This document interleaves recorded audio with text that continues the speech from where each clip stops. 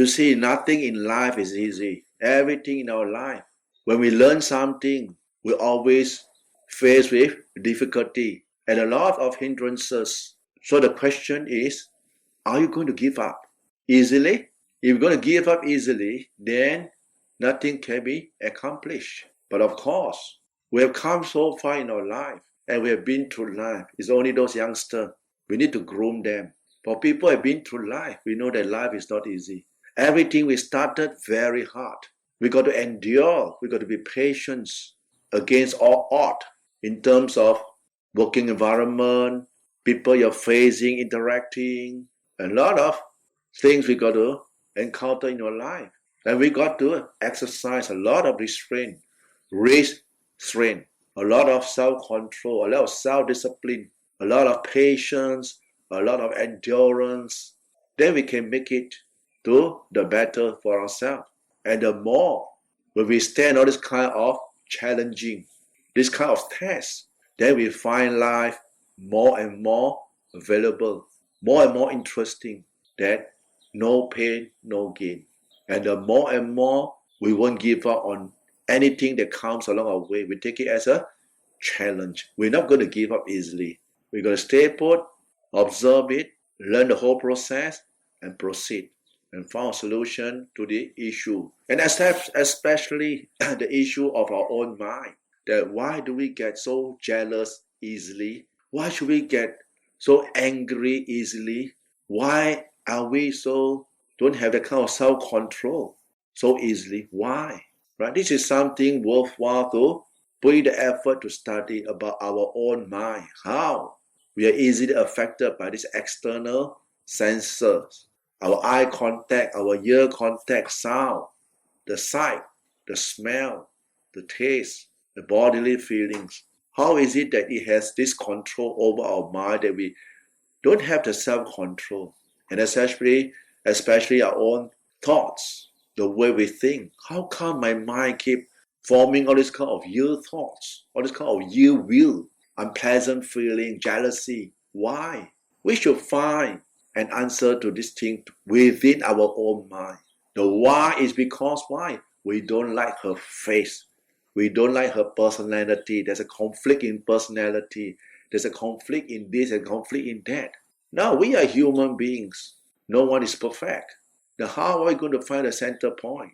That we're going to meet halfway and get things moving. So, we're going to exercise what? Compassion. We're going to exercise the element of compassion, kindness, forgiving. And we forgive because why? We compassion because we know some other people, they have less control. Maybe they're overwhelmed with a lot of pressure in their life. So if we exercise compassion, forgiving, and giving people a chance to change, you see things will change. When things change, things get better, then you see that easy to work with. And our mind also free from that kind of pressure and animosity. It's a win-win things.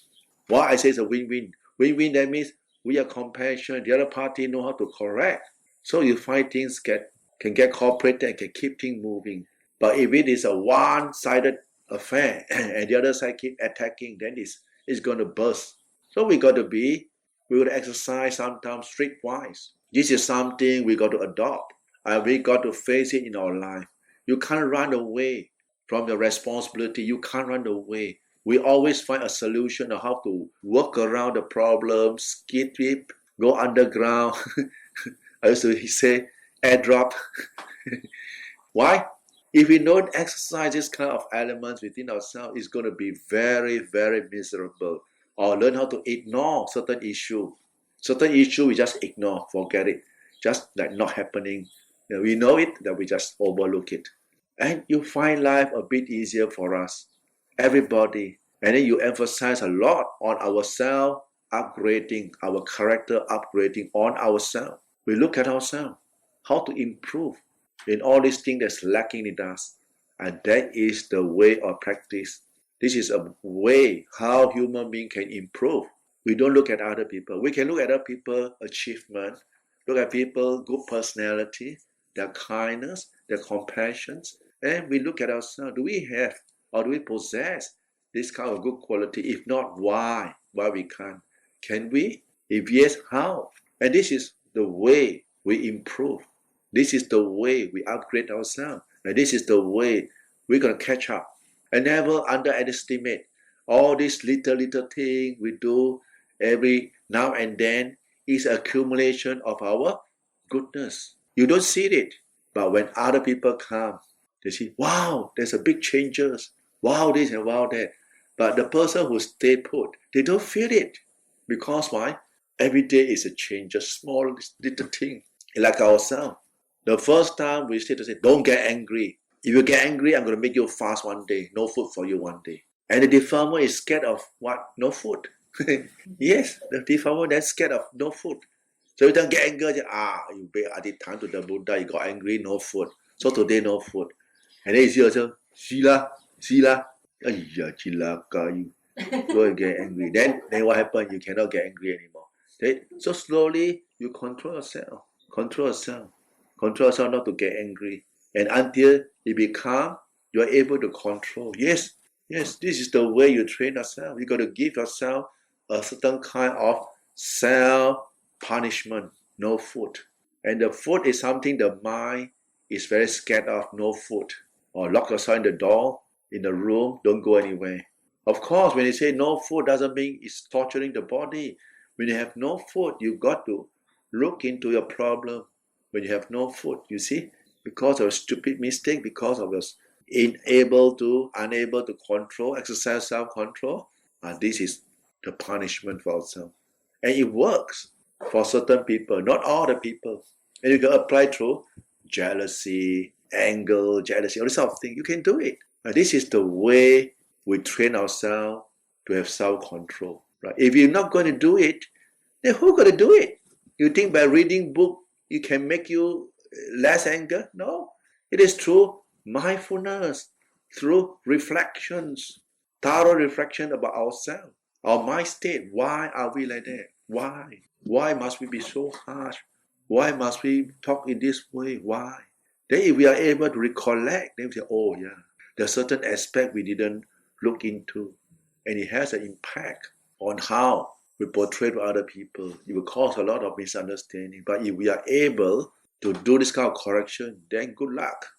Things will be better. No one wants to be suffered in this world. No one. Everybody wants to have happiness, peaceful, healthy, peacefulness, happiness. But how? So it's something for you to think about. So that is a good things to reflect on. And that'll be the sharing for today.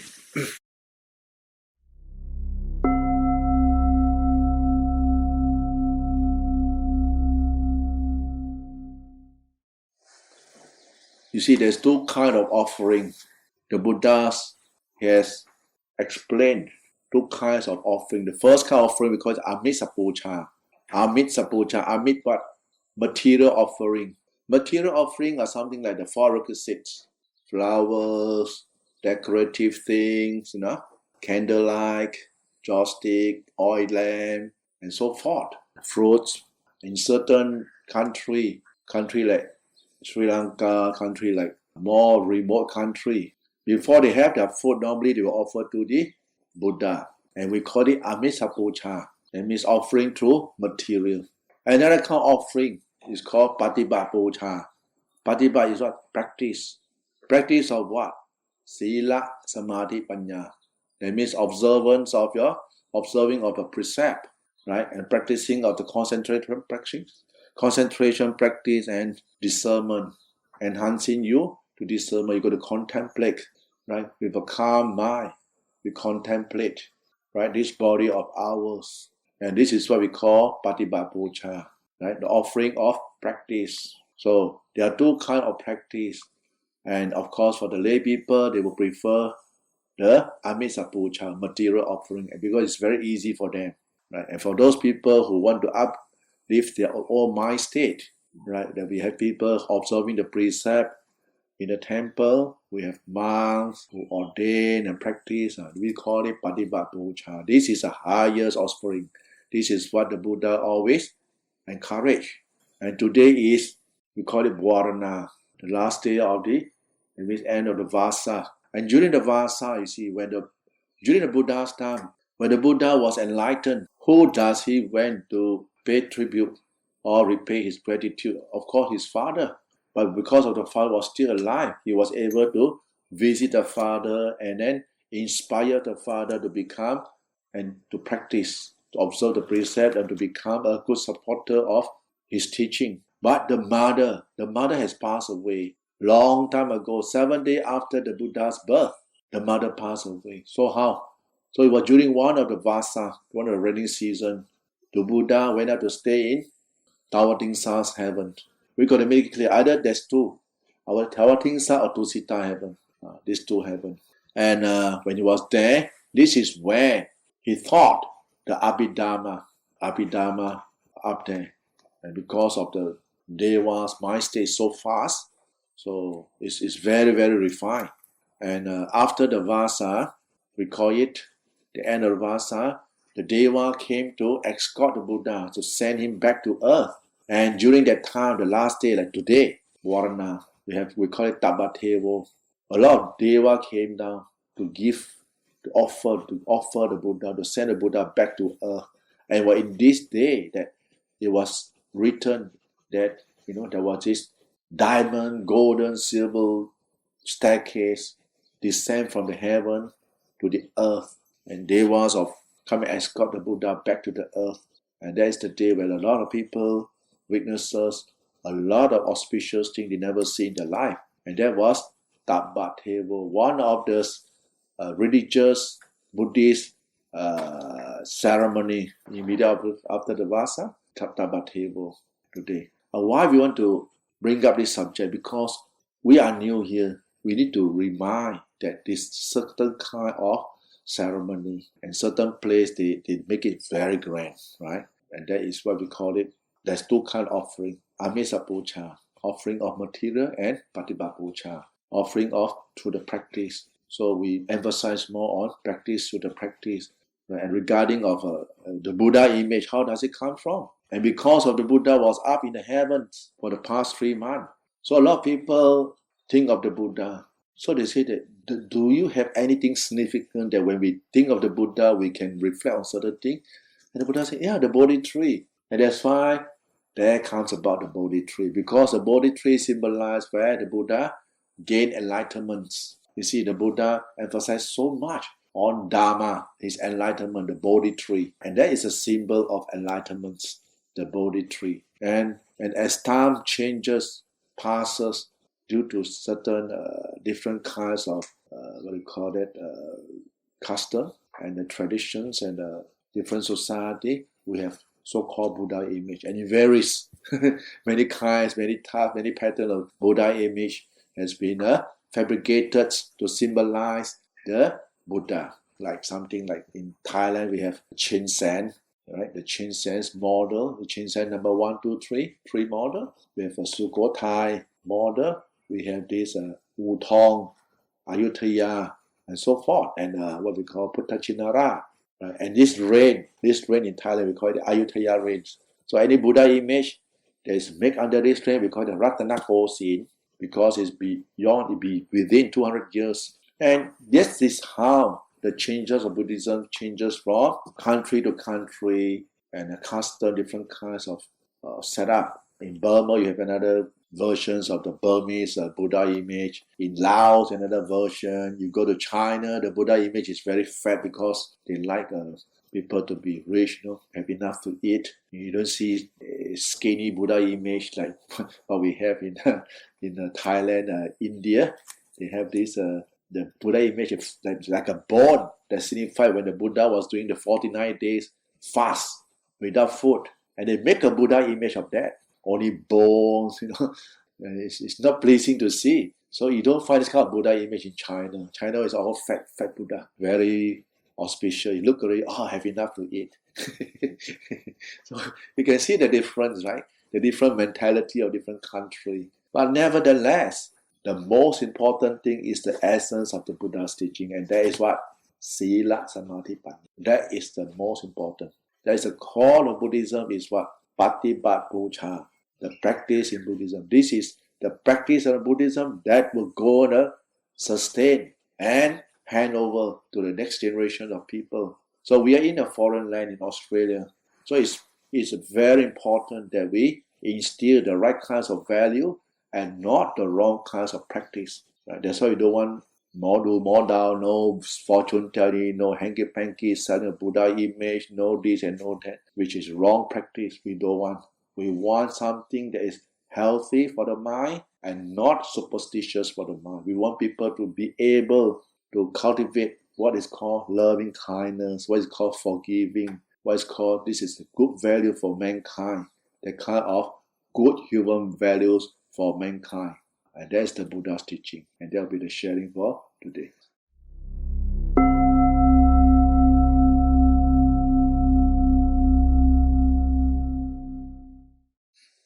You see, if you were to consider the 5 precepts in a more refined way, you find that the precept is really, really more stricter than the law, the common law of the country.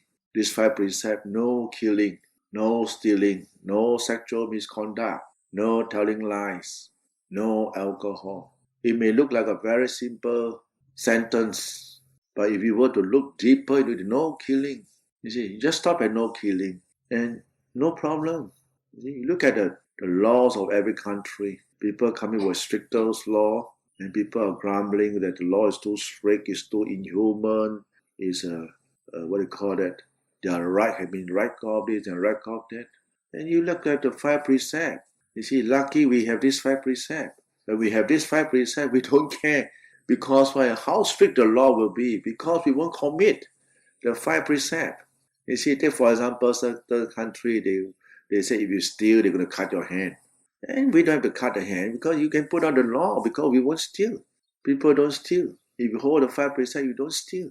You don't tell lie. You don't commit what you call adultery, sexual misconduct. And you don't have to worry, no problem. You look at the beauty of this precept. That's why when the Buddha said that, Silena Sukati Yanti. If you observe the precept, you bring you Sukati, peace and happiness. Is it true? Yes, true. But people can't observe the 5 precepts. It's true, but they can't do it because why? It goes against their craving. And that's why you have so many laws. And now, when they say that the country is going to open up, wow, these people will be, that the hell break loose. Their minds are planning this, planning that. Even the body is at home, but the mind already gone. Go to outer space already. All kind of things are zooming. You see how crazy our mind can be. Right? How crazy.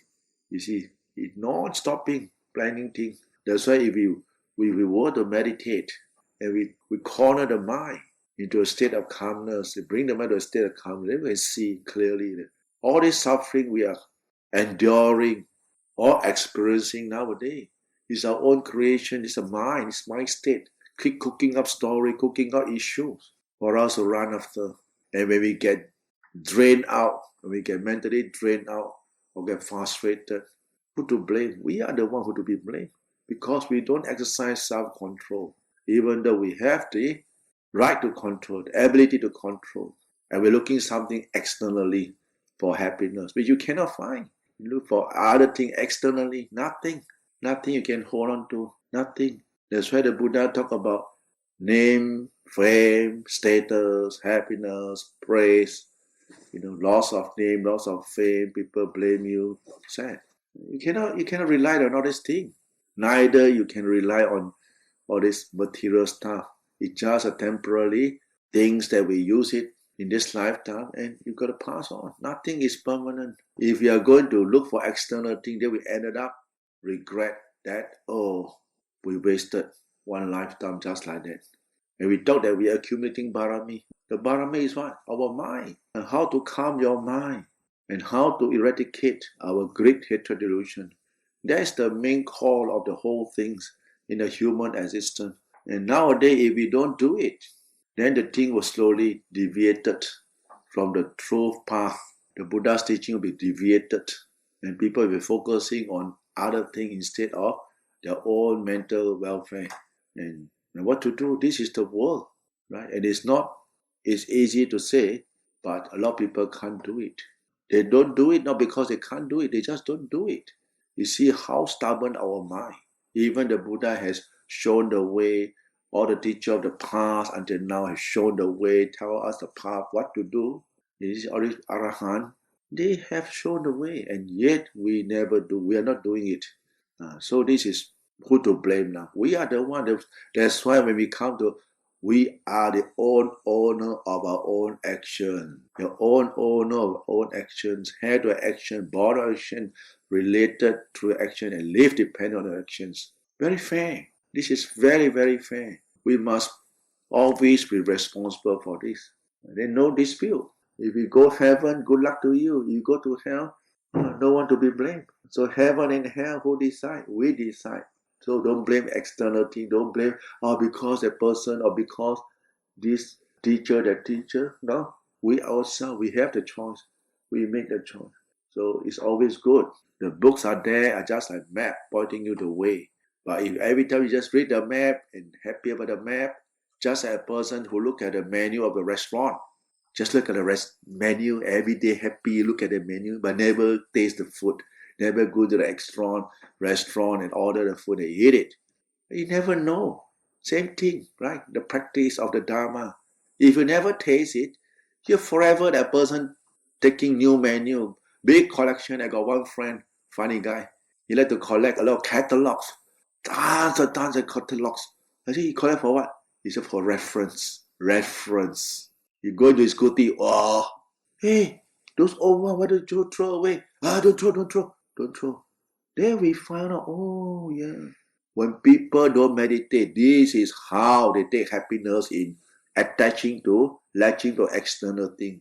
They feel so empty, nothing to hold on to when they have nothing externally to look at. So they might have a lot of things, very busy. And we ask them to sit quietly, they can't. Like going to kill them like that. So I say, same thing, the mind. It's our mind. And every time we go and buy things, go to the, what do you call that? Something like global house, like this are our global house. In time we call it global house. Down here we call it barning.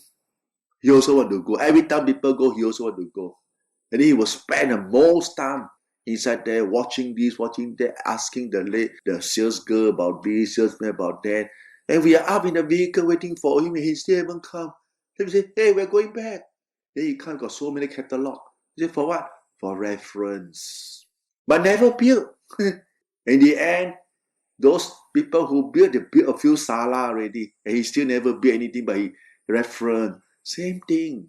Same thing with Buddhists at large. We like to read a lot of books. Tons of books. And in the end, we never practice. And we're reading books to add more depth to our practice. So never do that. Remember, go to the practice, hands-on. That'll be the share.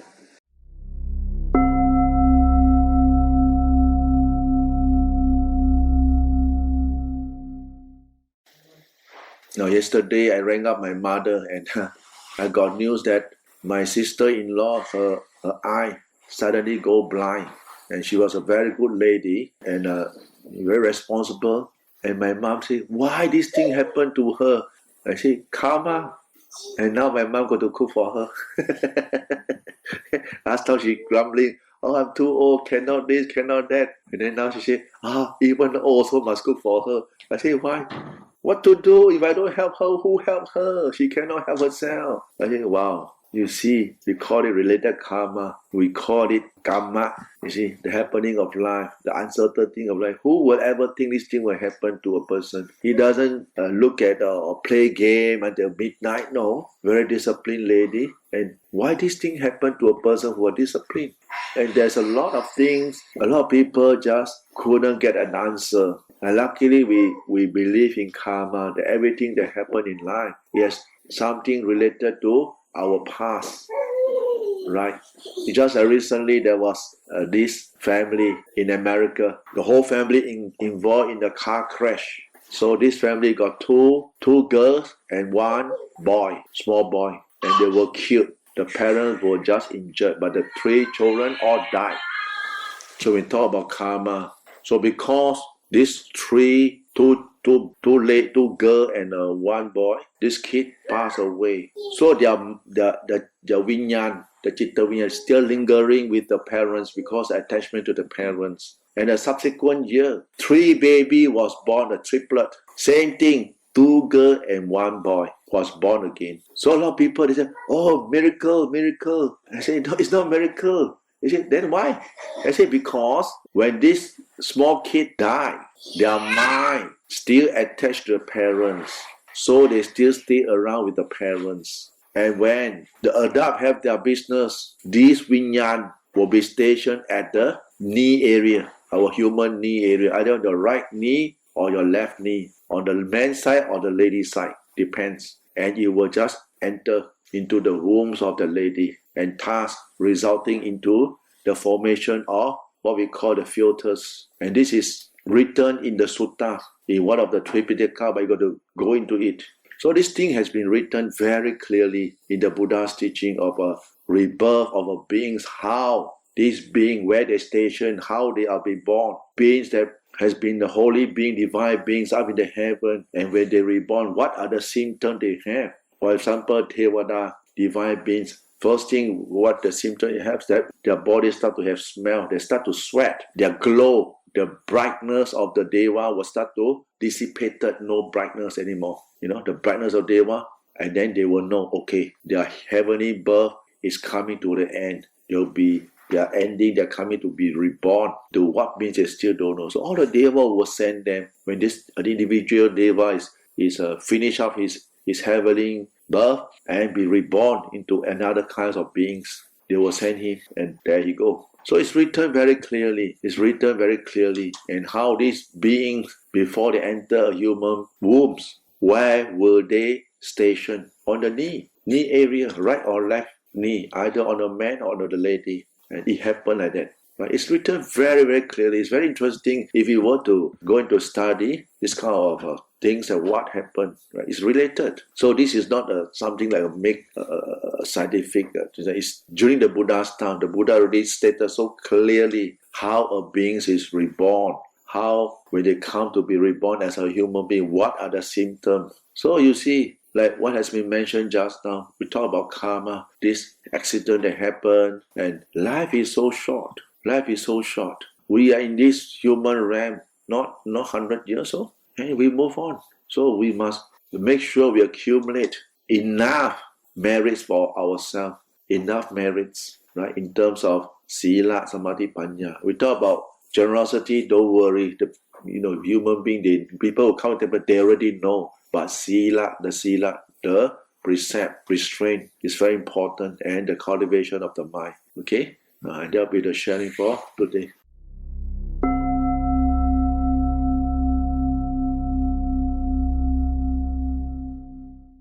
Yatha varivaha pura paripurenti sakarang eva meva nitotina petana upakapatit Ichita badita duma kipameva samichatu sape purentu sankapa Chanto panara soyatha manicho dira soyatha